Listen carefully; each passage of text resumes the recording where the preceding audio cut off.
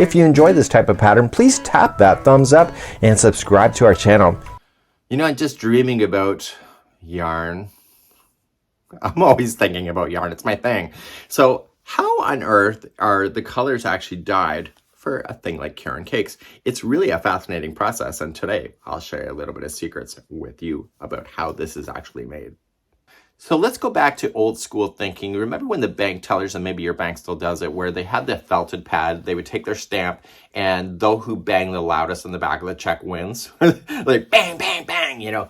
So anyway, the felting pad that transfers the ink to the stamper, then to the back of your check, is the same process that this is actually being dyed.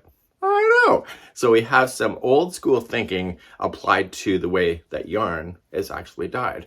The difference is the felting pad looks slightly different, of course. Okay, so before you close your eyes, because I'm going to ask you to close your eyes, I want you to see the 5 colors you have. Blue, gold, a lighter blue, and then a darker blue, and then green, and then it transitions back. So there's 5 colors. So now close your eyes. No, really, close your eyes. And visualize 5 wagon wheels. And each wagon wheel is one color, so it can either be blue, gold, light blue, green, and etc. So each one of the wagon wheels is a different color. So we talked about the banker already with the felted pad. So I want you to visualize that the roller looks like a felted pad that a banker would use, but it's completely in a roll. And at the top of it, it's actually just drenching the ink onto it so it absorbs into the felted pad. And at the very bottom of the roller, this is when, if it's making contact with the yarn, that it will transfer the color from that roller to the actual yarn strand. So I talked about already is that there's 5 wagon wheels. Let's talk about that. So let's just picture that these are wagon wheels. You can open your eyes.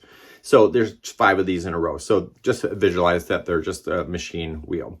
So if I want color 1, in this case, it'll be this blue here right in the center.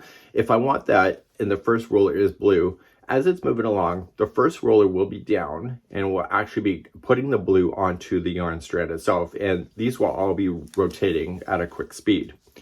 And when it's ready and it has the number of yardages that it needs in order to have that color before transitioning, what happens is that this one will start slamming down and then this one will pick up instantaneously. And the color from this roller then will be applied to the ball. In this case, it'll be gold.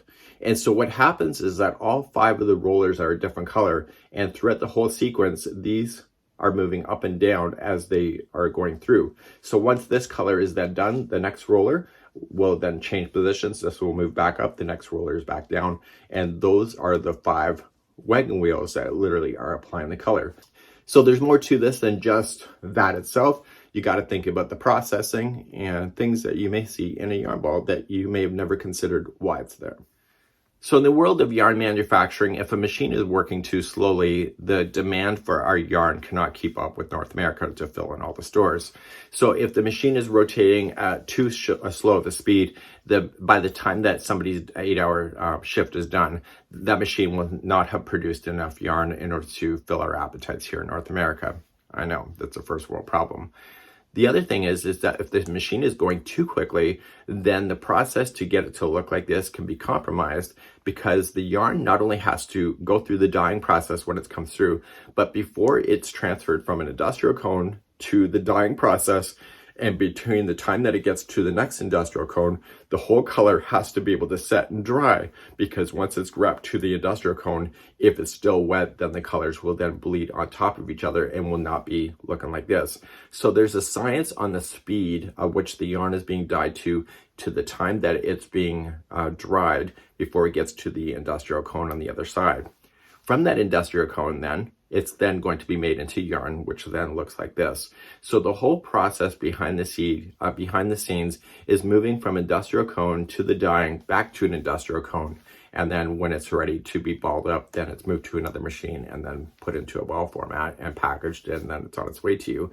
So if the process is too quick, it gets compromised with the yarn dye bleeding onto each other. And if it's too slow, then they can't keep up with So this here is Red Heart Super Saver Ombre, and you notice that the color transition from one part of the strand to the other is actually looking really good. So sometimes there's a differential of just a few inches where this color right in between is slightly off because the colors are bleeding into each other. It can happen two things. It could be the dye actually kind of weeping its way through the fiber in both directions for both colors to kind of give it the blend. In this case, it would turn probably more purple. And then other times the rollers might be slightly just off from each other. So one roller will slam down just before the blue is finished, and then it will change the color just of a small section here before then going into its final color. So essentially in the world of actually making yarn, there's a lot of science to it that people really don't consider when it comes to all of this process. I think it's personally very fascinating. I used to be an engineer back in my early years when I became an adult. And so I find the whole yarn manufacturing or any kind of process of making anything really quite fascinating.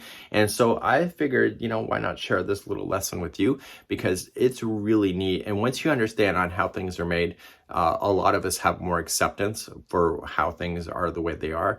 And so for some people, you know, they don't really consider how much thought and process has gone behind the scenes or the technology to get the actual ball to be completely done. So it's kind of neat. And if you have any hot topics you want me to talk about, leave a comment in this video and I'll see if I have any knowledge or I can find out, and we'll talk about it next time.